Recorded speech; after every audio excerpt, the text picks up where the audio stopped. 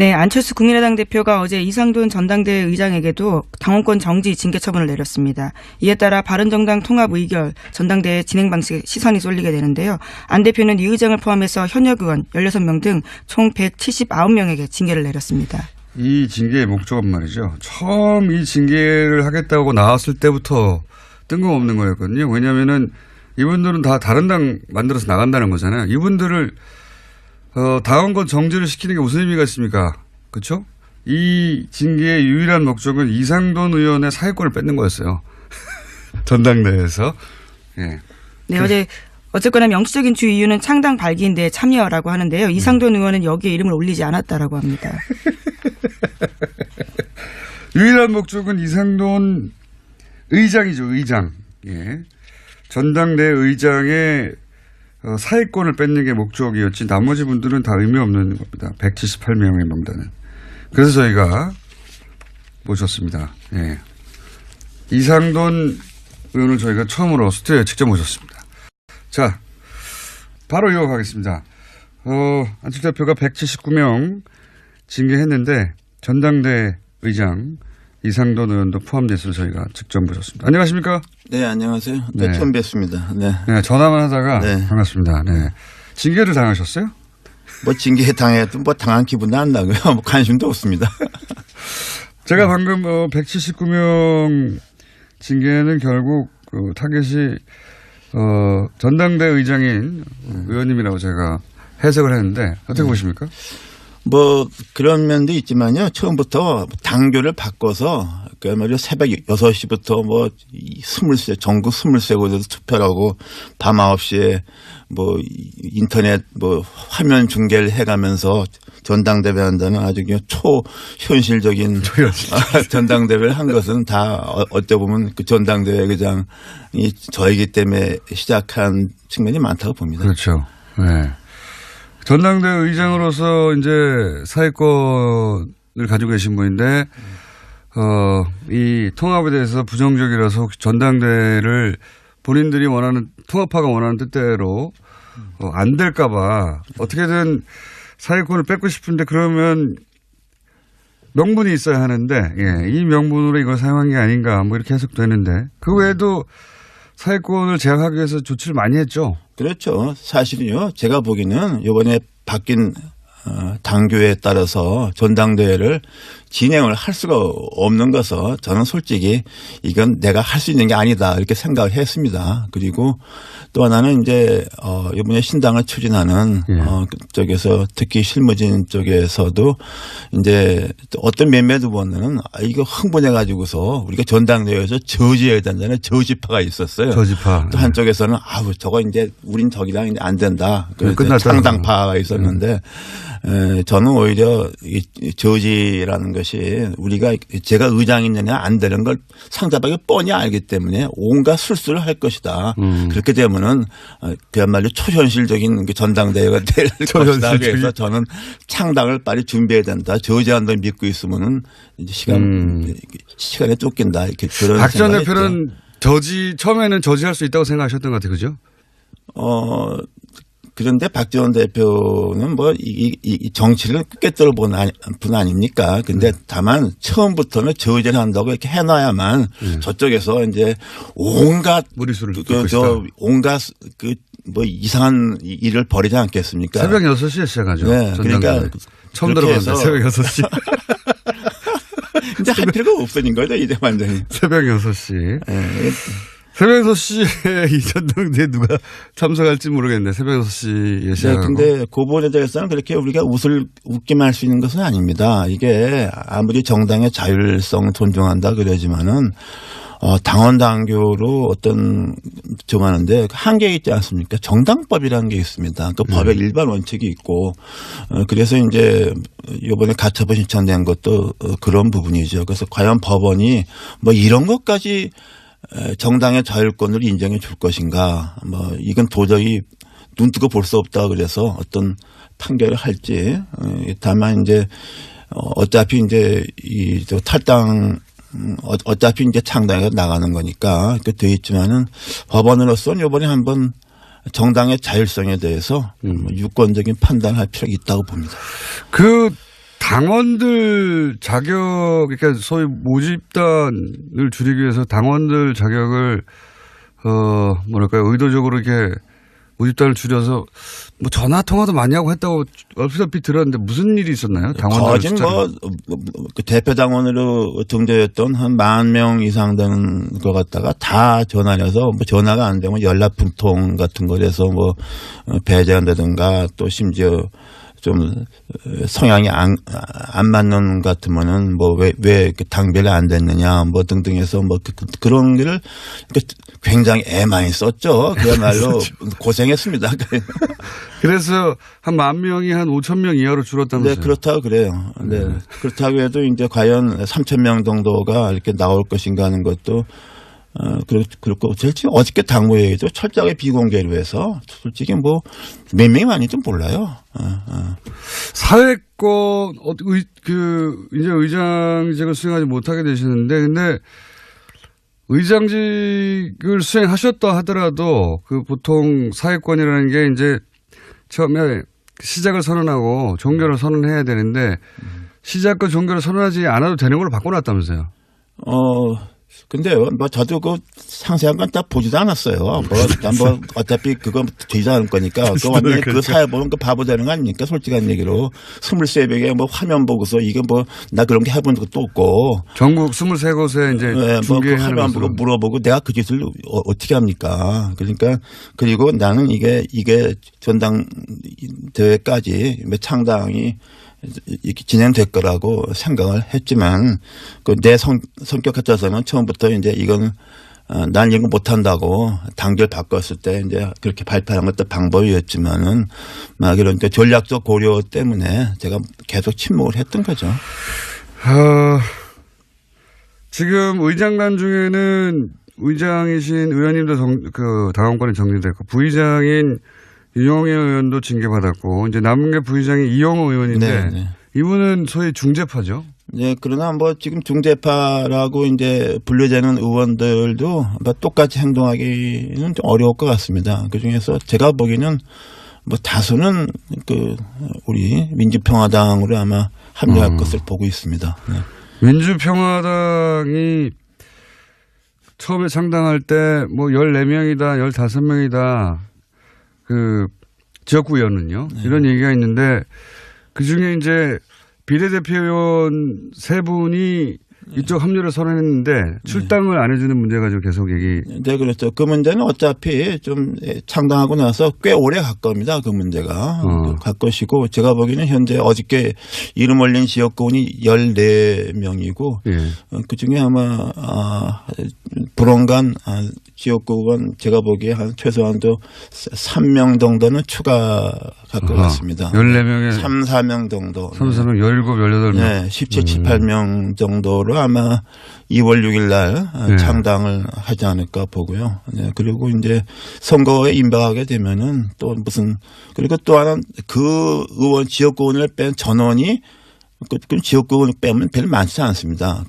통합당을 가느냐 하면 또 그렇지 않고 개종에는 거기서 이탈을 해서 무소속으로 잠시 남겠다는 지역구이 있기 때문에 진짜로 순수하게 이렇게 안철수 대표와 같이 할 지역구는 뭐 5손가락도 안 된다고 봅니다. 네. 5명 정도. 5명도 안 된다고 봅니다. 지역구원에서는. 네. 지역구원에서는 너무 적네요. 그거는. 그러니까 오산을 했던 것이죠. 처음에는 처음부터 그런 얘기 했어요. 이렇게 하게 되면은 박지원, 정동영, 천정배 의원들은 하고 몇 명은 탈당하지 않겠냐. 30명 정도 나가겠지. 그렇게 말하고 다녔어요. 내가 그 사석에서 들은 얘기 하면 나가 다 빠질 거예요. 그럼 하나만 해서 조금만 자빠지게 해주세요. 천천히 다음 질문하세요. 사석에서는 몇 명 나가겠냐. 그렇게 생각했던 거죠. 그리고 창당을 쉽게 할 수 있겠느냐. 근데 저는 그렇게 보지 않았어요. 왜냐 그러면은 우리 그 호남 의원들이 4선 의원 그러는데 4번에 당선될 때마다 당적에 다 다른 의원들이 몇 명씩 있어요. 그래서 이건 별로 아무것도 아닌 그러니까 중요한 게 뭐냐면 우리가 호남 정치의 본질을 알아야 됩니다. 전혀 몰라요. 안철수 대표 전혀 모르죠. 전혀 몰라. 아무것도 몰라요. 정치에 대해서. 호남을 모를 뿐더러 정치도 모릅니다. 정치도 모른다고 네, 그렇습니다. 네. 그래요. 그런데 정치를 모른다고 이제 평가하셨는데 이렇게까지 이제 다들 보기에는 무리수가 아니냐. 네. 물론 반대하는 분들은 무리수라고 뭐 생각하시는 분들이 많을 거고 반대하는 분들이 아니더라도 야 이거 굉장히 무리한 부분이 있다라고 생각할 텐데 왜 이렇게까지 무리를 하는 걸까요? 글쎄요, 저도 대충 들은 얘기인데, 대통령 된다는 그렇게 믿음을 준 사람이 몇 명 있었던 것 같습니다. 이렇게 해야지. 말하자면 보수표를 얻어야 된다. 왜냐하면 지난번 대선에서 중간에 그 모드가 바뀌었잖아요. 그것도 그 당시 대충 컨설턴트인지 뭔지 아는 사람들이 그런 아이디어를 줬다고 그래요. 중도 보수 쪽을 잡아야 된다. 그런데 그것도 맞는 말인데 한번 생각해 보세요. 그 변호사한테 가서 자기 법률 문제 고민하면은 그 변호사가 당신이 가망 없으니까 돌아가라고 합니까? 나한테 돈 많이 주면 이기게 해준다 그래요. 컨설턴트는 다 그런 거 하는 사람인데 그 말 믿고 따라가 다니는 사람이 문제가 있는 거죠. 저는 그렇게 봅니다. 그리고 지금 이제 호남 베이스로 대권이 어려우니까 그렇지 않겠나 하는데 그건 황당한 꿈이라고 생각하죠. 네. 왜 황당한 꿈이라고 생각하십니까? 현실성이 아닙니다. 보수에서 그렇게 보수 만만하게 보는 거 아닙니다. 절대로 그렇지 않아요. 지난번 대선에 봤잖아요. 내가 그때 대선 때 내가 창당을 했습니다. 비문연대 반문연대 절대로 안 된다. 한국의 보수는 뿌리가 깊다. 가로가도 모르가도 25%는 나온다 말이야. 이거 다 맞잖아요. 네. 그 안철수 대표는 지금 호남만으로는 이제 다음 대권도 어렵다고 보고 조금 상처를 입더라도 호남의 일부 이제 중진 의원들은 떨궈내고 그리고 보수하고도 손을 잡고 그래서 가운데서 이렇게 세를 부르려고 하는 그런 의도였던 것 같은데 생각보다는 많이 떨어져 나가고 있고 그리고 의원님 보시기에는 보수도 그렇게 손쉽게 손잡아주지 않을 것이다 이런 말씀이십니까? 그렇죠. 그리고 처음에는 이거 동서화합으로 모두를 잡았잖아요. 이원주 의원이 화개장터에서 유승민 안철수가 만나서 동서 영원한 화합한다 그랬는데 지금 돌아가는 형상은 유승민 대표는 자기 뜻과는 다르게 TKU에서는 배신자로 찍혀 있지 않습니까? 안철수 대표는 완전히 호남을 배신한 정도가 아니라 욕보인 사람으로 돼 있잖아요. 영원함이 화합이 아니라 영원한 배신자의 화합돼 버렸잖아요. 그러니까 무슨 시너지 효과가 나옵니까? 이게 이 얘기가 안 되는 거예요. 그래도 유승민 대표 입장에서는 사실은 당이 위기에 처했는데 이 정도면 아주 큰 이익이 남는 결합 아닙니까? 저는 정의당이 비가이든 육석 가지고 황당당한 자기 철학을 내지 않습니까? 나는 유승민 대표가 악수를 뒀다고 봐요. 그리고 그쪽에서는 안철수 대표가 취약하니까 또 따라오는 의원도 비례 의원밖에 없으니까 자기들이 당을 장악한다고 보는데 그 오산입니다. 이번에 봤잖아요. 당무회의가 뭐고 의원은 없고 이른바 무슨 비의원 무슨 위원장 등등등 해서 안철수 열성파들이 있지 않습니까? 막무가내. 거기 다 가잖아요. 난 유승민 대표나 하태경 의원이나 그거 감당하기가 만만치 않다고 봐요, 저는. 안철수 대표를 지지하는 지역구 원외위원장이나 원외위원장, 당무위원회 다수 등등 지역위원장. 그건 이제 합리적인 대화 논리가 안 통하는. 그럼 그분들이 다 이렇게 통합당에 가면은 이제 조금 있으면 유승민 대표도 쫓겨납니까? 유승민 하태경 한번 당해봐야죠. 당해봐야죠. 나는 거기서 오산한 거로 봐요, 나는. 굉장히 기뻐하시는 것 같습니다. 나는 기뻐하기보다 나는 유승민 대표에 대해서 안타까운 심정을 갖고 있고 저는 그러나 또 이혜원 의원 통해서 몇 번 워닝을 줬는데 자기가 그대로 갔으니까 그 비례대표 출당 문제는 어떻게 될까요? 지금 의원님은 출당을 요구하는데 안철수 대표는 절대 안 된다고 하고 있잖아요. 네. 그래서 그건 저 혼자 문제만이 아니고 최소한 박주현 장정석 의원 외에 그 외에 한두 명 더 가능성이 있습니다. 아, 그래요? 뭐 대충 짐작하시는 분이 있을 거예요. 네. 그 중에 한 분은 상당히 상징적 의미가 크죠.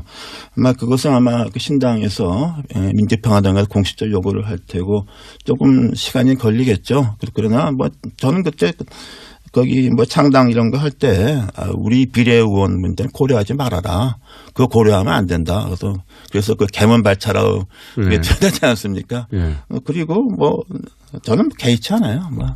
개최한다는 거는 그렇게 이제 당 소속은 새로운 통합개혁신당인가요? 그 통합개혁신당 소속이 되실 텐데 거기에서 계속 이렇게 안철수 대표에 대한 비판의 목소리를 내실. 아니 뭐 제가 그렇다고 해서 뭐 사실상 그 당원도 아닌 상황이니까 뭐 이렇게 민주평화당에서 뭐 이렇게 뭘 활동한다는 것 그것도 우스운 거 아닙니까 사실은. 그러니까 뭐 심정적으로 뭐 좀 그쪽에 매우 가까운 심정적 무소속이 되는 거죠. 심정적 무소속. 당 소속은 공식적으로는 통합신당에 속해 있겠지만 그러면 형식적으로 통합신당. 네, 형식적으로는 형식적으로 그 소속에서 계속 그 통합신당에 대해서 비판의 목소리를 내실 수도 있겠네요. 아 제가 언제 뭐 대통령도 그냥 연거포 그냥 맨날 작살을 했는데 뭐 못할 말이 뭐 있습니까? 그쪽에서는 의원님을 놔주는 게 더 플러스 아닙니까? 글쎄 모르겠어요. 그러니까 거기에 정상적인 판단이 안 되는 집단이에요. 네. 그렇다면 이런 일이 생기지 않죠. 어떻게 국회의원이 우리나라 헌법재판소 판결에 의해서 헌법기관입니다. 개개인이. 합당형 보고는 국회의원의 당적인 변화가 생기는 걸 갖다가 의원총회 뭐 당원단계 그까짓 게 필요도 없습니다. 그거는 기본적인 원리예요. 정당 정치, 의회 정치의 기본입니다. 의원총회 한 번 안 하고서 의원총회 반대했잖아요. 다수가. 그런 놈의 일이 어디 있습니까? 그러니까 이건 뭐 정치 집단이라 볼 수가 없어요. 우리가 이렇게 토론하는 거 이게 입이 더러워지는 겁니다. 이게. 알겠습니다. 오늘은 여기까지 하고요. 이렇게 통합을 결국은 이제 거의 마지막 요식 행위에 가까운 전당대 정도만 남겨두고 통합이 이루어질 것 같은데요. 그죠? 이루어지겠죠? 네. 예. 이루어질 것 같은데 이 통합을 성사시키는 데는 결국 안철수 대표의 의지가 가장 중요한 역할을 한 것 같은데.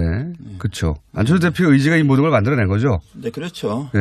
그게 일종의 그런 것이 한 번 꽂히면 그냥 거기서 그냥 몰두하는 그런 성격이 있죠. 네. 안철수 대표를 그러면 이 통합을 성공시키기 일보 직전인 안철수 대표를 한마디로 평가하시면 마지막으로. 글쎄요, 뭐 제가 볼 때는 뭐 그 정치적 소양도 없는데 어떻게 해서 일시적으로 몇 년 동안에 저 국민들한테 과분한 기대를 받았던 것이죠. 이제 뭐 지난번 대선 과정을 통해서 뭐 그 좀 다 벗겨졌다고 봅니다. 이제 우리가 이제 마지막으로 벗겨진 모습을 보는 거죠. 네. 앞으로 이 통합 당에 가셔서도 인터뷰를 자주 하시게 될 첫 번째 의원이 아니실까. 네. 생각이 듭니다. 잠시 후에 하태경 의원 바로 이어서 들어올 텐데 혹시 하태경 의원한테는 하실 말씀 없으십니까? 글쎄 내가 볼 때는 이렇게 쉽게 생각하지 말라고 싶어요. 내가 하태경은 엊그저께 무슨 뭐 저하고 뭐 다른 비례하고는 좀 다르다고 생각하는데 그리고서 마치 뭐 이제 통합하게 되면 안철수 대표 빠진다고 생각하는데 저는 그건 좀 잘못된 생각입니다. 안철수 대표 뒤로 빠져 있지 않을 것이다. 저는 절대로 그렇죠. 그럴 수가 없어요. 네. 그럴 수가 없는 지금 상황이 돼 있습니다. 그건 너무 쉽게 생각하는 거예요. 그래요. 네. 알겠습니다. 오늘 여기까지 듣겠습니다. 지금까지 아직까지는 국민의당 이상돈 의원이었습니다. 감사합니다. 네. 부터 뭐 23세 전국 23곳에서 투표하고 밤 9시에 뭐 인터넷 뭐 화면 중계를 해가면서 전당대회 한다는 아주 초현실적인 전당대회를 한 것은 다 어찌 보면 그 전당대회 의장이 저이기 때문에 시작한 측면이 많다고 봅니다. 그렇죠. 네. 전당대회 의장으로서 이제 사회권을 가지고 계신 분인데 이 통합에 대해서 부정적이라서 혹시 전당대회를 본인들이 원하는 통합파가 원하는 뜻대로 안 될까봐 어떻게든 사회권을 뺏고 싶은데 그러면 명분이 있어야 하는데 예, 이 명분으로 이걸 사용한 게 아닌가 뭐 이렇게 해석되는데 그 외에도 사회권을 제약하기 위해서 조치를 많이 했죠. 그렇죠. 사실은요. 제가 보기에는 이번에 바뀐 당규에 따라서 전당대회를 진행을 할 수가 없는 것은 저는 솔직히 이건 내가 할 수 있는 게 아니다 이렇게 생각을 했습니다. 그리고 또 하나는 이제 이번에 신당을 추진하는 쪽에서 특히 실무진 쪽에서도 이제 어떤 몇몇 의원들은 이거 흥분해 가지고서 우리가 전당대회에서 저지해야 된다는 저지파가 있었어요. 저지파. 또 한쪽에서는 저거 이제 우린 저기랑 이제 안 된다. 그래서 상당파가 있었는데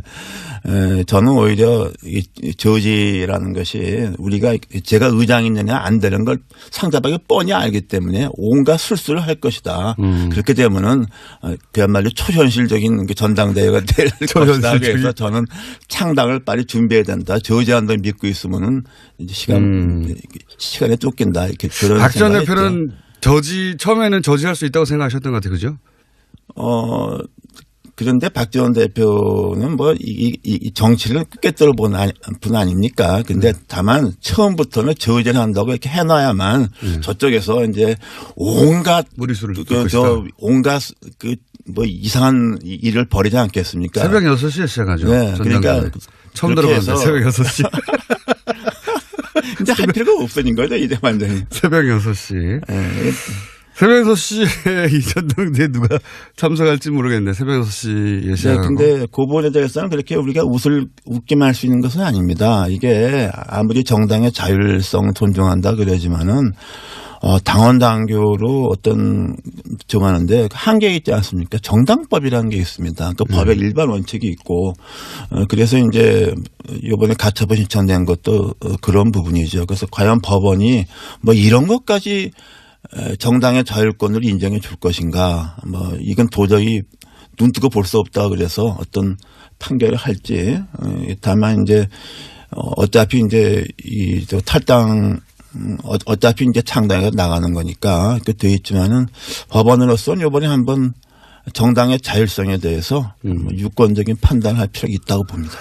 그 당원들 자격, 그러니까 소위 모집단을 줄이기 위해서 당원들 자격을 뭐랄까요, 의도적으로 이렇게 모집단을 줄여서 뭐 전화 통화도 많이 하고 했다고 얼핏 들었는데 무슨 일이 있었나요? 당원들 그 대표 당원으로 등재했던 한 10,000명 이상 되는 것 같다가 다 전화해서 뭐 전화가 안 되면 연락풍통 같은 거에서 뭐 배제한다든가 또 심지어 좀 성향이 안들도 똑같이 행동하기는 좀 어려울 것 같습니다. 그 중에서 제가 보기에는 뭐 다수는 우리 민주평화당으로 아마 합류할 것을 보고 있습니다. 네.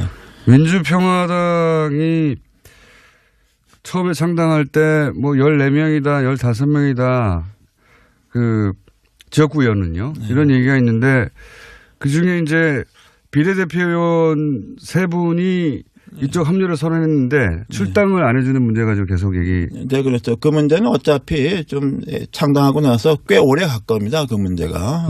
갈 것이고 제가 보기에는 현재 어저께 이름 올린 지역구원이 14명이고 그중에 아마 불원간 지역구원 제가 보기에 한 최소한도 3명 정도는 추가할 것 같습니다. 14명에 3, 4명 정도. 3, 4명, 17, 18명. 네, 17, 18명 정도로 아마 2월 6일 날 창당을 하지 않을까 보고요. 네, 그리고 이제 선거에 임박하게 되면은 또 그리고 또 하나 그 의원 지역구원을 뺀 전원이 그 지역구를 빼면 별로 많지 않습니다.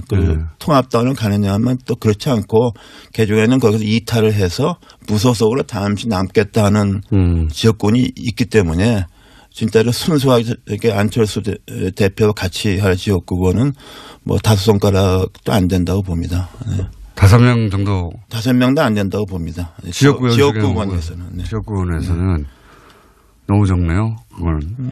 뭐 그러니까 오산을 했던 것이죠. 처음에는 처음부터 그런 얘기가 했어요. 이렇게 하게 되면은 박지원, 정동영, 천정배 의원들은 하고 몇 명은 탈당하지 않겠냐. 서너 명 정도 네, 안철수 국민의당 대표가 어제 이상돈 전당대회 의장에게도 당원권 정지 징계 처분을 내렸습니다. 이에 따라 바른정당 통합 의결 전당대회 진행 방식에 시선이 쏠리게 되는데요.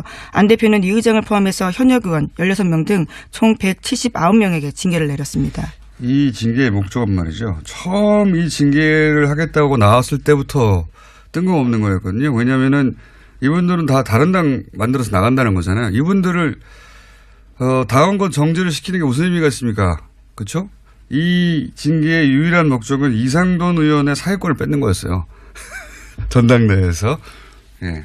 네, 어쨌거나 명시적인 주 이유는 창당 발기인데 참여라고 하는데요. 이상돈 의원은 여기에 이름을 올리지 않았다라고 합니다. 유일한 목적은 이상돈 의장이죠. 의장. 예. 전당대회 의장의 사회권을 뺏는 게 목적이었지 나머지 분들은 다 의미 없는 겁니다. 178명의 명단은. 그래서 저희가 모셨습니다. 예. 이상돈 의원을 저희가 처음으로 스튜디오에 직접 모셨습니다. 자, 바로 이어가겠습니다. 안철수 대표가 179명 징계했는데 전당대회 의장 이상돈 의원도 포함돼서 저희가 직접 모셨습니다. 안녕하십니까? 네, 안녕하세요. 네, 처음 뵙습니다. 네. 네, 전화만 하다가 네. 반갑습니다. 네. 징계를 당하셨어요? 뭐 징계 당해도 뭐 당한 기분도 안 나고요. 뭐 관심도 없습니다. 제가 방금 179명 징계는 결국 그 타겟이 전당대 의장인 의원님이라고 제가 해석을 했는데 어떻게 보십니까? 뭐 그런 면도 있지만요. 처음부터 당교를 바꿔서 그야말로 새벽 6시 안 맞는 것 같으면은 뭐 왜 당별이 안 됐느냐 뭐 등등해서 뭐 그런 거를 굉장히 애 많이 썼죠. 그야말로 고생했습니다. 그래서 한 10,000명이 한 5,000명 이하로 줄었다면서요? 네, 그렇다고 그래요. 네. 그렇다고 해도 이제 과연 3,000명 정도가 이렇게 나올 것인가 하는 것도 그렇고, 솔직히 어저께 당무회의도 철저하게 비공개로 해서 솔직히 뭐 몇 명이 많이도 몰라요. 사회권, 이제 의장직을 수행하지 못하게 되시는데, 근데 의장직을 수행하셨다 하더라도 그 보통 사회권이라는 게 이제 처음에 시작을 선언하고 종결을 선언해야 되는데 시작과 종결을 선언하지 않아도 되는 걸로 바꿔놨다면서요?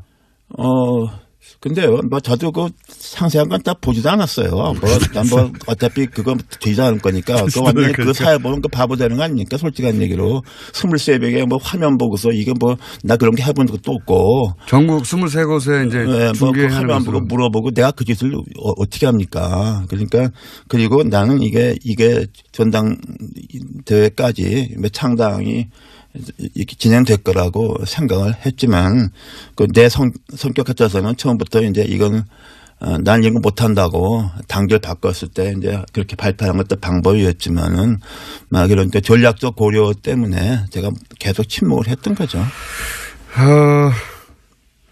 지금 의장단 중에는 의장이신 의원님도 그 당원권이 정리됐고 부의장인 유영애 의원도 징계받았고 이제 남은 게 부의장이 이영호 의원인데 네. 이분은 소위 중재파죠. 네, 그러나 뭐 지금 중재파라고 이제 분류되는 의원